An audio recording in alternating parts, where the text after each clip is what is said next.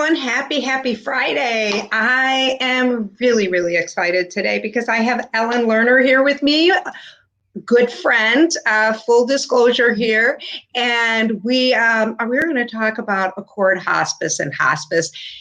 And I know it isn't something that you want to just get together and say, hey, let's talk about what hospice is. But hospice, I learned from Ellen that hospice is a lot of good things, and it's not just the last 3 minutes of your life. So, Ellen, welcome. Thank you for being here and educate us.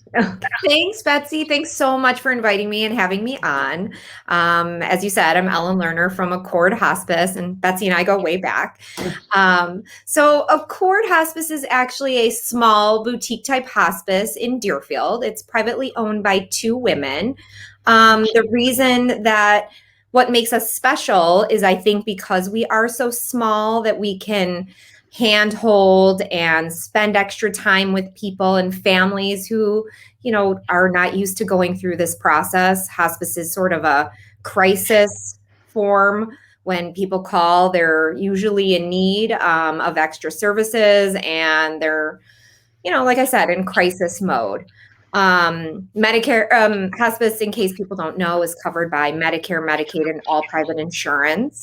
The big thing about hospice is just educating. I'm a social worker by background, so I like to educate families and even other marketers and communities when I do go in to discuss what hospice can do for them, how it can help, how it can assist their staff in extra care. We can take the time that, these communities can't necessarily take as much time with each and every resident that they have. So right. The big thing for us is that we can go in and provide extra care.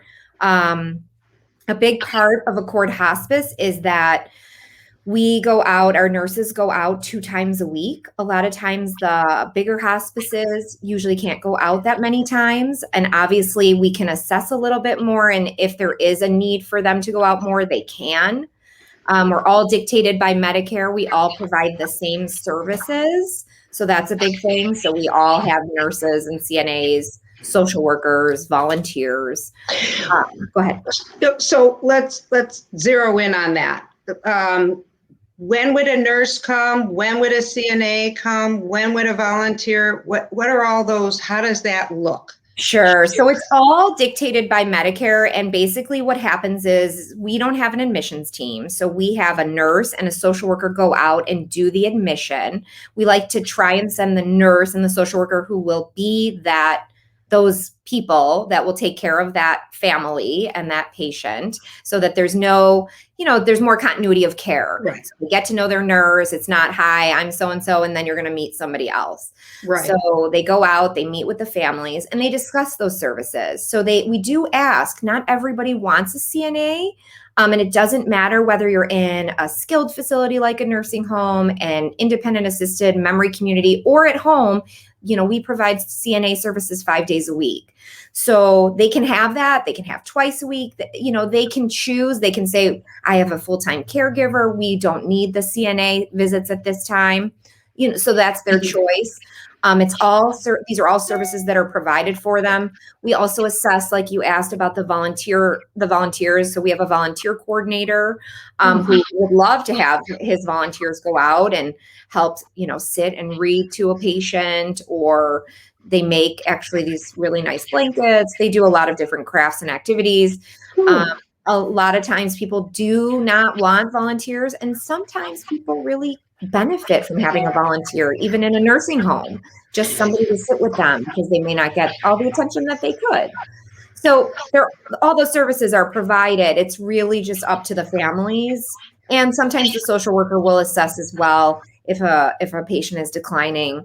Hey, I think a volunteer would be good. We sometimes can get younger patients who might be in their 50s or 60s, and it's very lonely and they may not have family. We work a lot with VA patients. So there are different reasons to have it, but they are all entitled to these services. We also have a music therapist as well as massage therapy. But these are services that are beneficial for everybody, whether, up to them if they want them, but we do offer them. So then the social worker and the nurse would come in and assess and maybe offer and have a discussion. Correct. And then, wait, I just lost my train of thought. And we have chaplains. I was going to ask about, so, when I think of hospice, I think of, medicine and morphine and pain management. Right. So how does that play in? So the nurse does go through all of the medication. They do discuss with the doctor who has been taking care of these patients.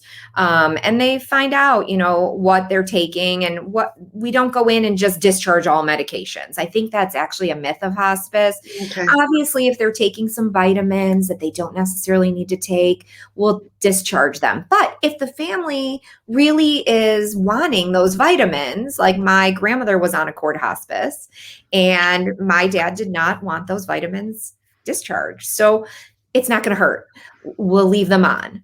We provide, so the family will provide them. But we do pay for, and that's a good point. We do pay for all the medications that do go along with the diagnosis that they have for hospice. So those are other benefits, as well as supplies. So like incontinence products or Depends or different kinds of things that go along with their diagnosis are covered by hospice. They're covered by hospice. Correct. So lots of benefits for hospice. I'm thinking that this is, like morphine and pain medications. Right. The doctor prescribes them and you monitor them, or a nurse? Right. How does that go? Yes. So the nurse is more hands-on, and they usually will check in with, like, we have 2 medical directors. They will check in with the medical directors, but the nurses can make those decisions to write those orders as well. They usually do run it by the doctor. If there is a doctor involved still with the patient, they'll check with those doctors to make sure. And we always over communicate. So we always let everybody know who's part of the team what's going on with the patient. That way, if the patient's declining, we let the social worker know that, because the family might need more hand-holding at that point. The nurse may change some medications around. So that's something that's discussed. We do have meetings every other week as well, our team, with our medical directors to discuss every patient. So let's say I have a patient in my home and they say to me, I'm in a lot of pain. Mm-hmm. Can I call you guys and say 24/7? Yes. Okay. Great question. Sorry, totally meant to tell you that. So we do have staff, nurses on call. So during the day, you always have somebody in my office who's there, as well as my clinical director. So you always have a nurse. And then after hours from like 5 p.m. to 9 a.m., whether it's during the week or then on weekends, obviously all day on the weekend, 2 different on-call nurses, but never going to get an answering service, always going to get a live body, and it's always going to be a nurse. So yes, we always encourage the families to call the main number instead of calling their nurse, which some of my nurses will give out their cell phone number, like, oh, call me anytime. Right. But we do try to encourage the families to call the main number. So if they're having a problem and it is a weekend at 9:00 at night, they're going to get that nurse. And if they need to go out and make a visit, they absolutely will go out and make a visit. Okay. So they will, because sometimes, that end of life could come and you're sitting there. Right, by yourself, right? Right, like freaking out. Yes, yes. And actually, a friend of mine just told a story yesterday, because we took care of her mother, and she was saying how wonderful it was. Her mother ended up having trouble breathing, and she ended up pulling her life alert to go to the hospital, even though she was a DNR and wasn't supposed to go to the hospital because she was on our hospice.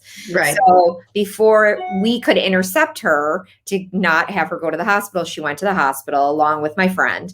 And then the nurse obviously went straight to the hospital, got her released, went home.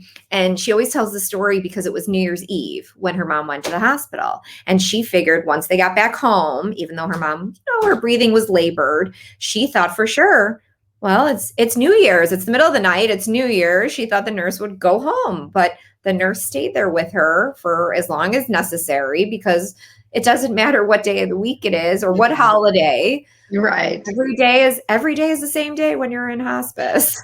Right. So it sounds like they really assess and they're not going to just bolt if, okay, Mm. checked you in. If you die in the next 5 minutes, just give me a I'm ring. out. Yeah, right. Right. Right.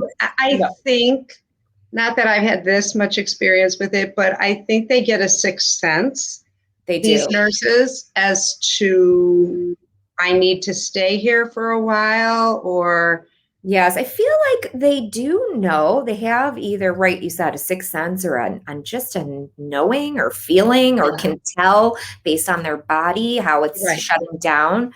How not, like one of my nurses always says, we don't have a crystal ball, so we No, don't always know. We do right. our best to prepare the families. I mean, from the day that they start talking about hospice, they start preparing the families for the end. They don't ever say death or dying.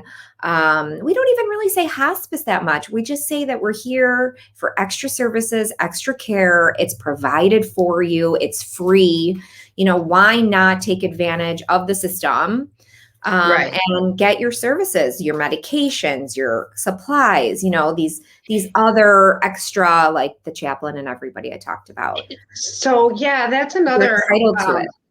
that's another misnomer. People think of hospice and they think of the hospice nurse. It's Yes. a lot more. It's the medications. It's the supply. It's a big The whole umbrella of team. services Right. under a Yeah. Medicare. Right. I mean, to It's come out crazy. and have a family member be able to be bathed 5 days a week by your CNA and and that's all you need. So you don't necessarily have to hire a caregiver, or maybe they're a 2-person assist and the family has a caregiver. And that way the spouse doesn't have to help with the bathing. She can take Wow. a break or he can take a break and get out knowing, oh, the hospice aide is coming. I have an hour where I can just kind of do my own thing or get medicines ready or whatever they need to do, you know, Right. which is kind of Right. nice. That is nice. Yeah. How long are, and this is maybe you can't answer this. This just came into my brain. Yeah. Go. How long are people usually, is there an average period of No, time? I mean, you could be on anywhere from like a day to we've had people on for 3 years. Oh, really? I know it's recertification. So they do go through a recert period every so many weeks, every so many months. We have to recertify them, and all of our documentation has to go along with Medicare guidelines, Medicaid guidelines. They sort of follow the same. But that is a really good question. I do like to tell all families and doctors, my concierge doctors that I see, I know there used to be this stigma, oh, if they have to die within 6 months. Now it seems to be, excuse me, if you know somebody who doesn't want any more invasive treatment, who doesn't want to go back and forth to the hospital, who has had, just enough with everything and just wants to be comfortable wherever their home may be, and you don't foresee them living to the following year, they probably, like 99%, probably qualify for hospice. And I think a lot of doctors don't see that because, they want to keep them healthy and You on. know, I saw that when my mother was ill, that it's like the doctor's job is not to quit. No, exactly. And we just That sort of try to educate they that. just, yeah, and they just will keep going until Right. somebody says stop. Well, and we're not trying to replace them. Like, Right. we want to work Right. with those doctors, those, the oncology groups that we go to, or Right. the concierge doctors we go to, or anybody. We want to keep them involved. And we're not like, oh, we're here, you're done, see ya. Right. No, like, Right. But it's a decision for the family because at some it is. point you can just, you can put somebody on life support and they can stay there forever. Oh, yeah, for sure. For But sure. that Is quality of life, right? Is that right, a quality right, of life? right, Probably right, not.